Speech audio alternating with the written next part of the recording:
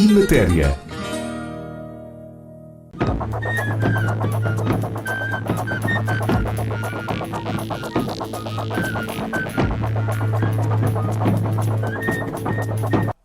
Estamos na rúbrica Arqueologia da Memória.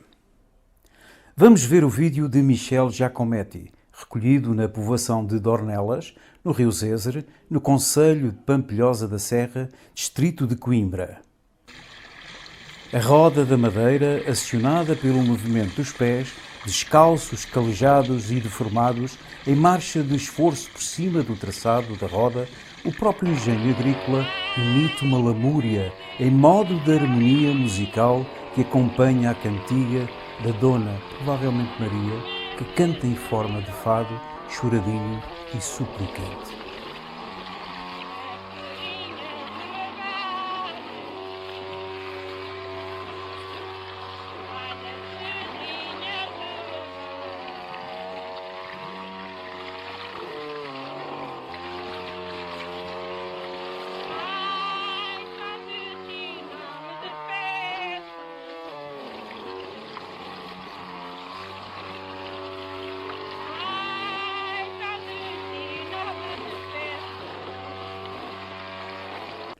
A arqueologia da memória tem esta riqueza de não termos perdido estes momentos e darmos estes instantes peculiares. Nós pesquisamos e fizemos a nossa lenga-lenga. O senhor é parvo. Parvo é o senhor. Senhor. Senhor dos passos. Passos do Conselho. Conselho de Ministros. Ministro da Guerra. Guerra Junqueiro. Junqueiro Alcântara. Alcântara Mar da China. China Xangai. Xangai Cheque mate o senhor. O senhor é parvo.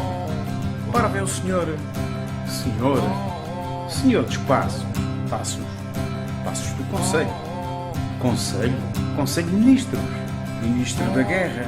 Guerra Junqueiro Alcântara. Alcântara Mar da China. China Xangai. Xangai Cheque mate o senhor. O senhor é parvo. Parvo é o senhor. Senhor dos passos do Conselho.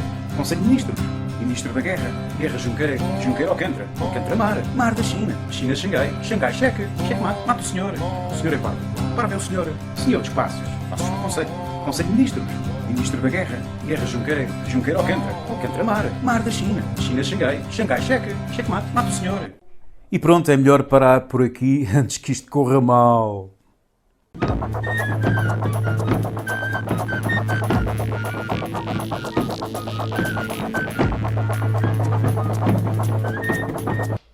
A fé dos homens. Hoje estamos a gravar o Imatéria no dia 13 de maio. Em 1917, Nossa Senhora apareceu a 3 crianças que apacentavam as ovelhas na Serra da Aire e Candeeiros, bem perto de nós. Será que tudo isto foi inventado por uma mentira coletiva de crianças mal comportadas?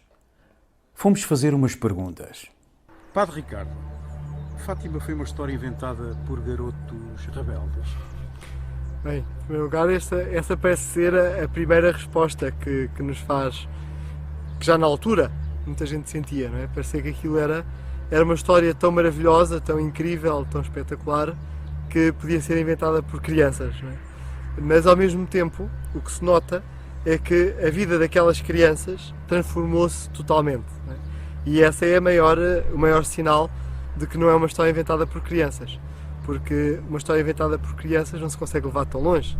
Quando nós pensamos no mês de agosto de 1917, quando eles são levados presos e são ameaçados de morte, se não dissessem o que era o segredo, o que a senhora tinha dito, e eles estão dispostos a ir para o óleo a ferver, dispostos a ser fritos, vivos, para guardarem um segredo, é um nível que nós vemos que vai muito além daquilo que uma criança é capaz de fazer, não é? Portanto, todos os sinais que indicam aquilo que é o acontecimento de Fátima mostra que para ser inventado por crianças era preciso ser algo muito maior. E portanto, que nós sentimos muito nos vários sinais daquilo que são as aparições de Fátima, é que é muito mais que isso, não é? Basta pensarmos no caso da irmã Lúcia, em que a mãe dela nunca acreditou, pensou sempre que ela estava a mentir, que a filha estava a mentir, e a mãe teve esta convicção até ao milagre do sol, até outubro, não é? Até muito curioso na aparição de outubro, a mãe que nunca ia à Cova da Iria no momento das aparições, está-se a arranjar para ir com a filha, E a filha perguntar: mãe, mas vai à covadeiria? E vou. Então, mas a mãe já acredita em mim? Não, não acredito. A Lúcia está a mentir. Mas esta multidão toda vai cair em cima da minha filha, vai matá-la e eu quero estar nos últimos momentos da minha filha. Não é? É isto que aquelas crianças, não é? Vamos a pensar, falar de crianças de 7, 9 e 10 anos, ouviam e tinha de ser uma experiência muito profunda, muito forte, muito séria para mudarem a vida e para estarem dispostas até este nível a levar. Portanto, se fosse inventado por crianças não aguentavam tanto, não aguentavam tanta coisa.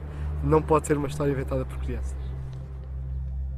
Falar às crianças em política geoestratégica, que a Rússia espalharia os seus erros. Em 1917, meses antes da Revolução Bolchevique, de outubro, digamos que há 104 anos, isto dá de pensar.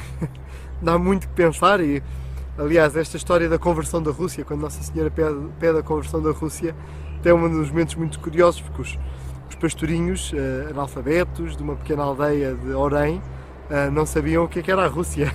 Coitados, eles quando ouviram Nossa Senhora falar-lhes que eles iam oferecer sacrifícios e rezar pela conversão da Rússia, eles pensavam que era uma russa, ou seja, uma burra de alguém mal comportada, não é? Que era uma burra que não obedecia ao dono, e portanto eles iam rezar pela conversão da burra. Não é? Eles não sabiam o que era a Rússia. Este é um dos sinais de credibilidade. É que eles transmitem algo e a primeira impressão logo que eles têm, quer os padres que os interrogam, quer aquela situação, como dizia há pouco, quando são levados ao governador de Orém, que é tudo aquilo que é o acontecimento de Fátima, do nível geoestratégico, como foi dito, é um dos grandes sinais de credibilidade, porque crianças analfabetas não podiam falar assim, quer neste nível da geopolítica, quer no nível da teologia. Não é? Um dos grandes padres que acompanhou o processo do início, o padre Manuel Nunes Formigão, que estudou em Roma durante vários anos, doutorado em teologia, quando interroga os pastorinhos, fica impressionado como é que umas crianças analfabetas falavam como se tivessem estudado teologia nas melhores universidades do mundo durante anos, não é? Ou seja, de facto, há ali um upgrade, sendo assim uma expressão atual, há ali um upgrade muito grande que aquelas crianças vivem, que é o upgrade da própria revelação do céu. Padre Ricardo, quantos anos demorou a Igreja a reconhecer Fátima?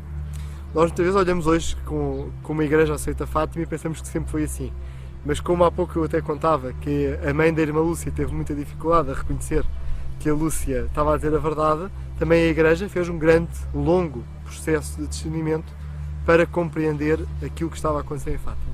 E um dos principais sinais de credibilidade daquilo que foi o acontecimento de Fátima foi os frutos que trouxe. Frutos de conversão, frutos de vida cristã, frutos de pessoas que se aproximavam de Deus. Portanto, foi um caminho, mas que vive-se e devemos sempre ter consciência aquilo que o então Cardeal Patriarca de Lisboa, o Cardeal Serjeira, dizia sobre Fátima, que dizia não foi a Igreja que impôs Fátima, foi Fátima que se impôs à Igreja. Ou seja, foi um evento de tal forma que juntou, nós temos noção, ainda sem nenhum milagre, na aparição de outubro de 1917, a última aparição de Nossa Senhora na Covadeiria do ano de 1917, estavam cerca de 70 mil a 100 mil pessoas. Não é? Portanto, de facto foi um acontecimento que se impôs à Igreja, não é? Não foi a Igreja que impôs, foi o próprio acontecimento que se impôs à Igreja. E, portanto, a Igreja fez um longo caminho de discernimento, algumas décadas, 20 a 30 anos de discernimento, para ir fazendo várias aprovações. Primeiro, a aprovação do culto a Nossa Senhora de Fátima, e depois um reconhecimento da mensagem de Fátima, e depois o grande reconhecimento quando é a divulgação da terceira parte do Segredo de Fátima, no ano 2000. E, portanto, isto é o longo processo de discernimento, é assim que se chama, o longo processo de discernimento que a Igreja faz para reconhecer. Portanto, a Igreja não assinou logo por baixo aquilo que estava a acontecer em Fátima. A Igreja é sempre muito cautelosa e muito prudente nestes acontecimentos, espera sempre ver os frutos, espera para ver os sinais do céu, para reconhecer, e então, como nós temos hoje nos nossos dias, reconhecida como uma revelação privada, que tem o seu valor, tem a sua relevância, que a Igreja aprova e que nós somos convidados a receber e a viver tudo aquilo que é a mensagem de Fátima. Padre Ricardo, muito obrigado. A mensagem de Fátima espalhou-se pelo mundo inteiro, ao ponto do rei do rock, Elvis Presley, ter dedicado uma canção à Senhora do Rosário. Vamos ver. Oh, Blessed Mother, we pray to Thee. Thanks for the miracle of your rosary. Only you can hold back your holy son's hand long enough for the whole world to understand. Hail Mary, full of grace, the Lord is with thee. Blessed art thou among women, and blessed is the fruit of thy womb, Jesus. Holy Mary, dear Mother of God, please pray for us sinners, now and at the hour of our death. And the thanks once again for the miracle of your rosary.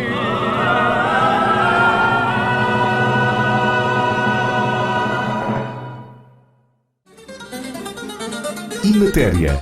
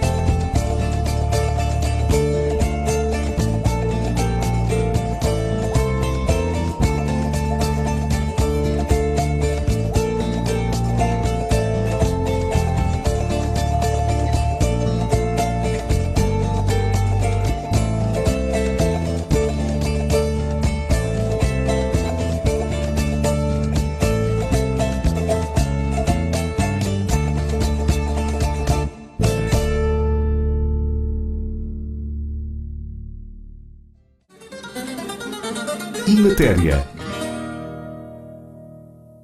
Vimos e ouvimos Sal sem Mar. João Frazão. João, a tua música é sem tempero? Antes de mais, olá Luís, obrigado pelo convite aqui ao teu programa. E quanto ao tempero, a minha música Sal sem Mar é basicamente dedicada à cidade que me viu nascer como homem, como músico, Rio Maior, e ao seu ex-libris, que é as Salinas de Rio Maior, Sal Gema, daí Sal sem Mar. Quanto ao tempero da minha música, eu tempero com os sabores que eu gosto na música. Quando me perguntam que tipo de música tocas, a minha resposta normalmente é: eu gosto de folk, gosto de música tradicional e gosto de jazz. Algures pelo meio deve estar qualquer definição que identifique a minha música. Tu tens uma formação em jazz, digamos. Sim, a formação, sim, eu passei pelo Hot Club 6 meses, tive uma sorte enorme de ter um professor fantástico, o Mário Delgado, com quem aprendi imenso, mas foram apenas 6 meses que eu passei no Hot Club, e o resto sou mais autodidata, assim. Sou mais... Não é um paradoxo, de alguma forma, teres a formação de jazzista, neste caso, e teres uma interpretação desta coisa que tu te formaste com um cavaquinho, com uma coisa tão, digamos, eu não diria um instrumento menor, nada disso, mas de qualquer forma, muito pelo contrário, não é? Porque é pequeno, não é? As pessoas de alguma forma veem este instrumento pequeno, de 4 cordas, no fundo. O que é que tu dizes sobre este paradoxo, digamos? Não, eu não acho que seja um paradoxo, até porque a música é uma linguagem que fazes como sentes e como gostas. Eu sim, realmente eu gosto muito de jazz. A minha primeira ideia de ir para a escola de jazz foi para abrir os meus horizontes, em primeiro lugar, harmonicamente e melodicamente, porque o jazz realmente tem a complexidade que as pessoas lhe conhecem. Mas, por outro lado, eu não lhe chamaria um paradoxo, eu chamaria um interesse muito grande que eu tenho pela música tradicional portuguesa, porque eu acho que nós temos das músicas tradicionais mais ricas do mundo. Se pensarmos um bocadinho em termos históricos, se andarmos um bocadinho atrás na história, não é?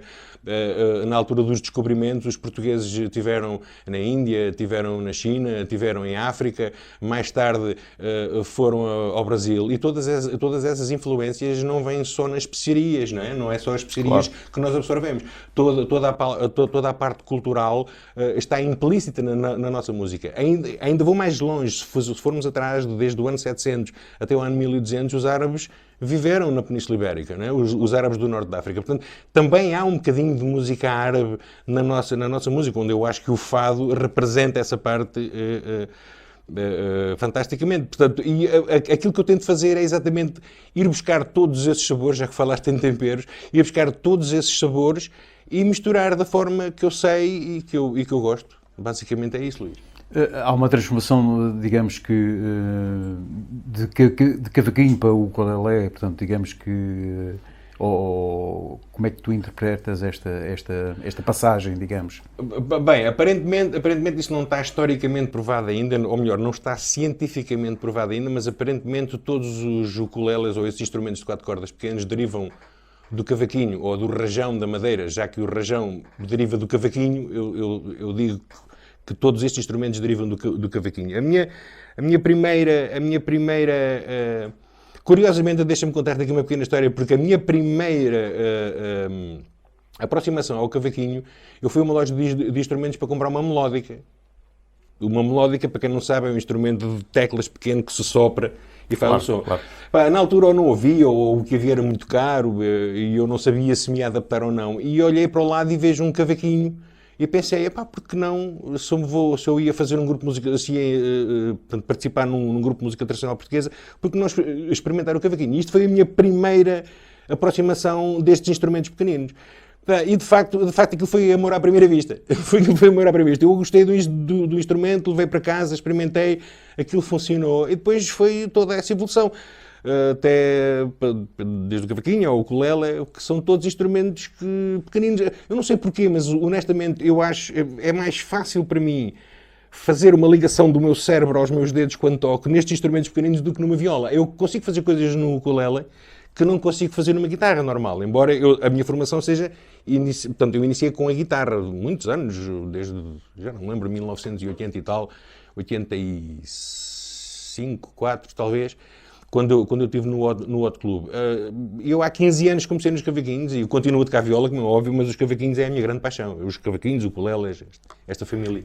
Há uma ligação tua, portanto, a vários grupos de tradicionais portugueses, digamos que Canto da Terra... Sim, Canto da Terra foi realmente o último onde fizemos versões de música tradicional portuguesa, que até é curioso porque nós costumávamos brincar com a ideia de que nós vendíamos um espetáculo de música tradicional portuguesa e íamos fazer um espetáculo de rock, porque nós realmente dávamos intervenções e dávamos adaptações, dávamos imensa energia. A música tradicional já tem energia por si só e nós dávamos uma energia muito forte. Mas antes disso tive outro grupo de música tradicional que fez música original, que foi o O da Gaita, com o convidado da semana passada. Eu fazia parte do meu grande amigo Abílio Caseiro, fazia parte desse projeto também.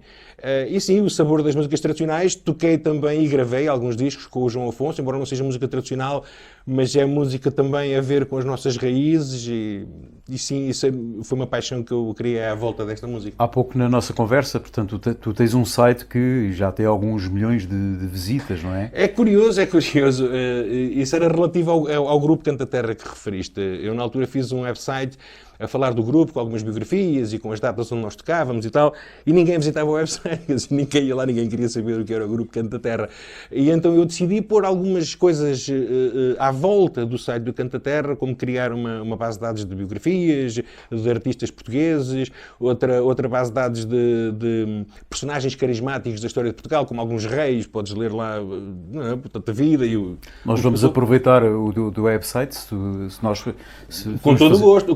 E fazemos uma parceria, neste caso, neste programa, de alguma forma. Certamente. Portanto, tu anunciares o Imatéria com a 91 FM e também nós também anunciarmos o teu site para pesquisa, fantástico, claro. Quanto mais promoção. O website, eu fiz uma remodelação recentemente ao website porque apercebi-me que de repente o website já tinha ultrapassado os 12 milhões de páginas vistas. E é um site de consulta gratuita que está ali, tem estado um pouco à deriva e agora fiz uma pequena adaptação, um bocadinho mais atualizado, mas continua lá com imensa informação acerca da cultura portuguesa, da música tradicional. Podes aprender acordes de instrumentos tradicionais lá e vejamos o que mais vai vir. E é interessante que há pouco estávamos a visitar precisamente o website que estavas a anunciar, o Cantos, agora é Cantos da Terra, Cantos da Terra, e de alguma forma tinha já, no momento em que estávamos a visitar, tinha 500 visitas, não é? Não era 500 visitas, tinha 500 pessoas online naquele preciso momento. Portanto, o site, no final do website, tem um pequeno contador, portanto, que isso é feito do lado do servidor, são números que não sou eu que controlo, é o servidor que controla, e tinha 500 ligações naquele preciso momento. Foi quando eu realmente disse, eu estou-me a esquecer deste website, quando isto na realidade tem bastante visibilidade, e por que não dar um bocadinho de força novamente, e está lá há 18 anos, de consulta gratuita para quem quiser visitar. Fala-me um pouco desse instrumento que tens na mão. Apresenta-me, se fizeres favor. Bem, este instrumento é uma réplica moderna daquilo que é o ukulele, que lá está, como eu disse, foi derivado que é um instrumento que as pessoas pensam que... quer dizer, isto é um instrumento do Havaí, mas que que deriva do instrumento português que foi levado para Honolulu em 1849. Que deriva do instrumento português, portanto, todos os ukuleles do mundo, o cavaquinho do Brasil, o cavaquinho de Cabo Verde, o ukulele do Havaí, e há um instrumento também na Indonésia, eu não sei pronunciar, eu penso que é Kayongo ou qualquer coisa assim, que é também um instrumento que deriva do cavaquinho. E isto é uma réplica moderna, digamos assim, do ukulele. E basicamente é isso, é um instrumento que... Vamos ouvir? Vamos ouvir. O que é que vamos ouvir? Vamos ouvir a primeira música que eu fiz neste instrumento, a primeira música que eu escrevi, que é uma música dedicada a um sítio muito peculiar que temos em Portugal, que é Conímbriga. Conímbriga. Ok, então vamos ouvir. Vamos ouvir.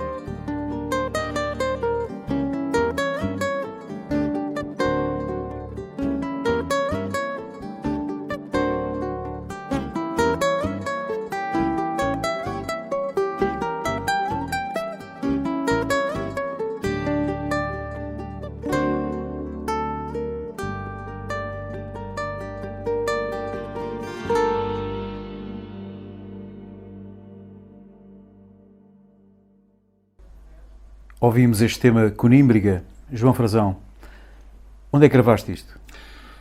Eu os meus discos gravei em Inglaterra, quando eu tive 8 anos em Inglaterra, como acho que já disse anteriormente, onde tive a oportunidade de trabalhar num estúdio simpático, com bons instrumentos e tudo mais, e foi lá que gravei os meus 2 discos. E os ingleses gostaram da nossa música? Os ingleses, isso é uma pergunta curiosa, eles gostam, mas não entendem. Mas não entendem. Eu não consegui arranjar músicos.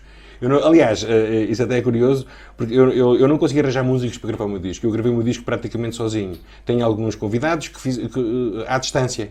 Portanto, claro. temos as tecnologias, não é? Músicos que estavam aqui em Lisboa e que me mandavam as gravações lá para cima para juntar, como o meu grande amigo Zé Carrapa tem um solo numa música minha, o meu amigo Luís Pinto toca piano noutra música, e tenho um amigo, o João Mendes, que toca baixo noutra música, o Ivo Santos toca também bateria numa música.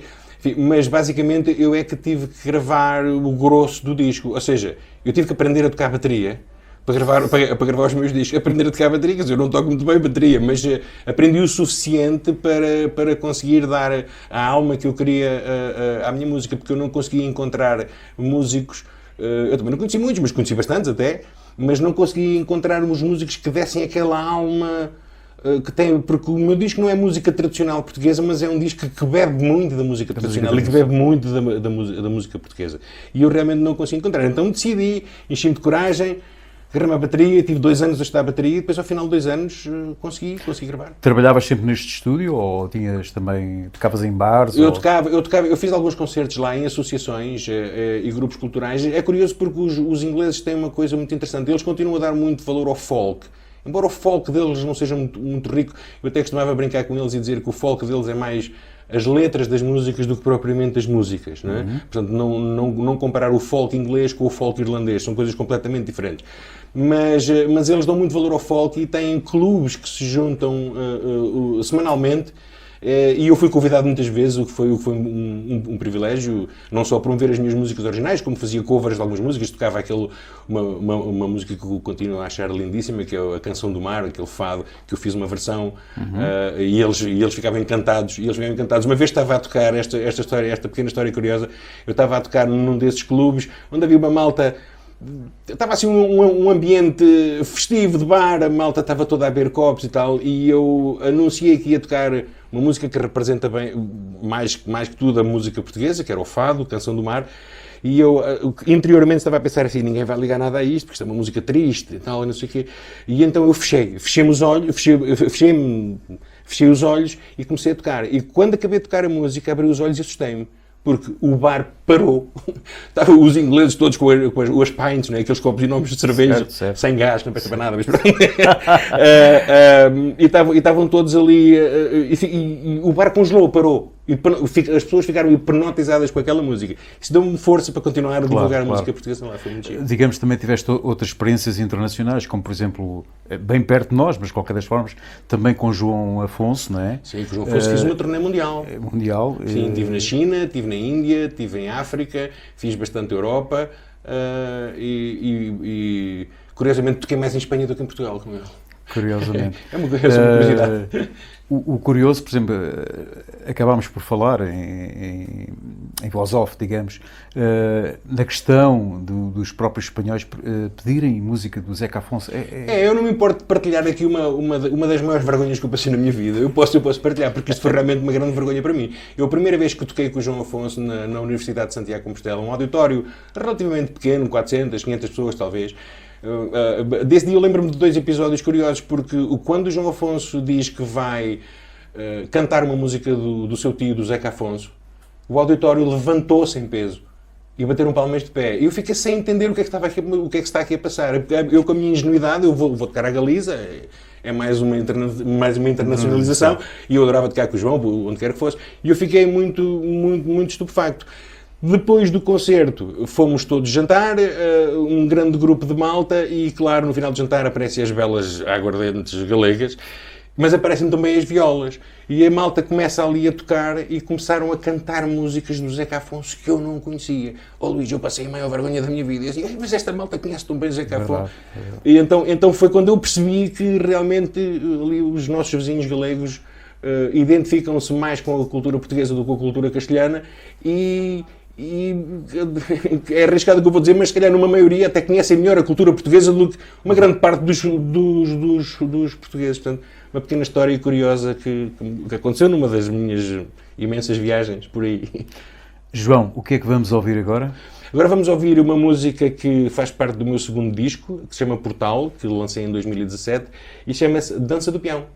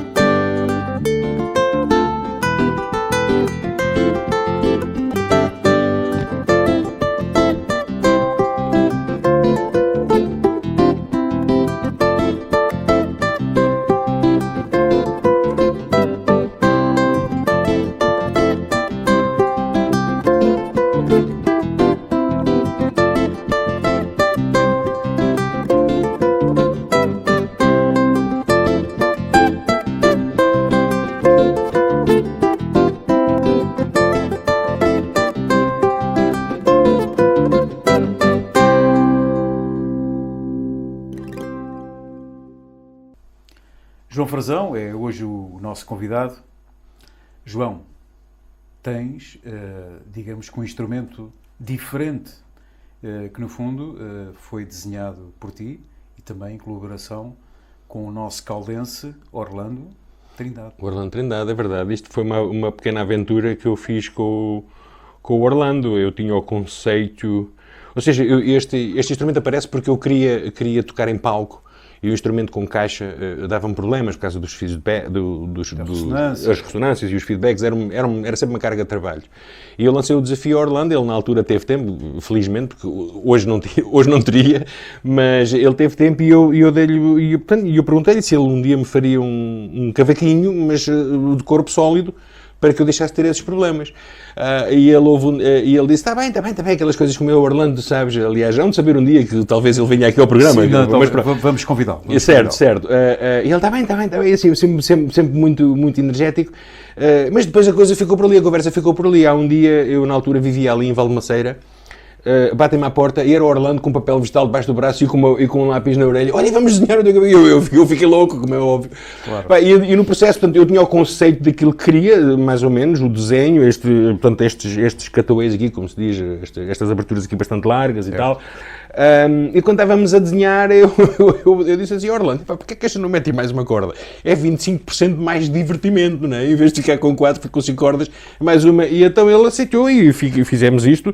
Ambos, nós não sabíamos qual ia ser o resultado, e ficámos os dois satisfeitíssimos. Ele ficou satisfeito porque eu adorei o instrumento e eu estou super satisfeito porque é provavelmente o único instrumento de cordas que afina em todos os trastes. Ok.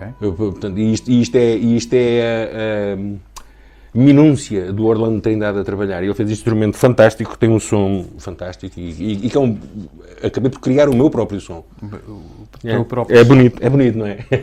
Podem ver ali na câmara. É lindíssimo. Já tem 12 anos ou 13, qualquer coisa que falha.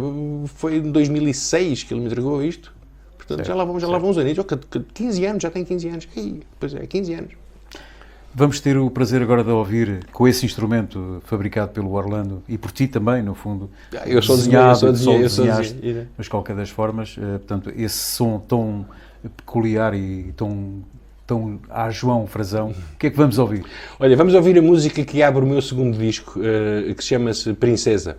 Obviamente foi uma princesa que me inspirou e é uma música assim um bocadinho tipo folk rock.